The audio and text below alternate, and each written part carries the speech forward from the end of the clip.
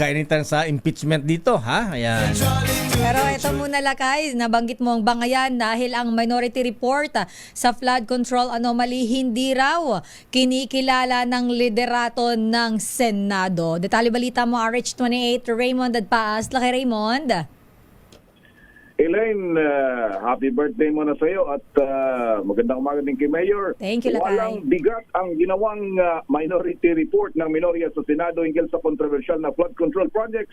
Ito ang deklarasyon ni Senate President Vicente Tito Soto III matapos ibandera sa media niya na Senador Rodante Marcoleta at Senador Amy Marcos ang 103 pages na kanilang minority report. Paliwanag ni Soto, ang kinikilala lamang ay ang committee report na sinusumite sa Bills and Index Office ng Senado. Sila ang nagdadala sa plenary para mai-report at mapagdebatean ang committee report. Walang puwang dito ang sinasabing minority report. Kaya't ang turing dito ng Pangulo ng Senado ay isang media report lamang mula sa minorya sa Senado.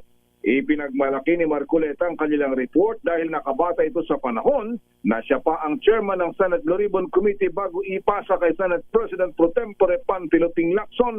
Inirekomenda nila na kasuhan sina dating House Speaker Martin Romualdez at Saldico dahil sila umano ang itinuturong nasa likod ng bilyones na anomalya sa flood control. Pero Raymond, Mayor, doon sa minority report yata, may mga inabsuelto rin dapat daw makasuhan. Ano ba yung mga report nila? Sino ba yung mga inabsuelto na dapat makasuhan din? kung babasahin kasi Mayor, well, in fairness, wala namang inabsuelto. Ang problema, o yung iba, may rekomendasyon na kasuhan gaya nila Secretary Bonoan, Secretary Yusek Bernardo, mga paglabag sa anti-graft. Yung mga senador Yan. na nabanggit lang sa report ay wala lang kung ano yung denial, yun na yun. Like Senator Villanueva, Escudero at Senator Jinggoy. Ayun, yun yung mga pag nabanggit yung pangalan nila doon, meron lang denial doon na isinama din naman nila sa report, denial lang, pero hanggang doon lang. And kahit nga kay nakita ko yung doon sa kasi sa kanilang iprinisintang graphics ay di ba makikita niyo diyan yung doon sa graphics na ipinadala natin diyan.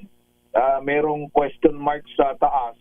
Tapos lahat may mga araw-araw lahat kay dating Speaker Martin Romualdez nakaturo. Pero kung titignan mo doon sa rekomendasyon sa committee o minority report na sinasabi nila, wala namang sinabi doon na lumabag sa ganito, lumabag sa ganon. Basta kinikilala, sabi lang doon na kasama siya doon sa mga nasa likod ng flood control projects. Kaya ang sabi nga ni SP Tito Soto, wala yan. Bali wala yung report na yan. Dahil unang-una, wala naman yang, tsaka wala namang tinatawag na minority report, kundi ang pinaka report talaga pag merong investigasyon ay yung committee report na isusumite ng chairman ng committee at nadadala sa plenary. Hindi yung, kasi yung minority report dinala pa sa Office of the Senate President na wala daw sa SOP ng legislation kundi dapat sa Bills and Index ng Senado at sila'y magdadala sa Senate plenary. Okay nga Rod, maraming salamat Raymond. Mula dito sa Senado, ngayon inantabayan namin ng isa namang news conference mula kay Senador Risa Ontiveros.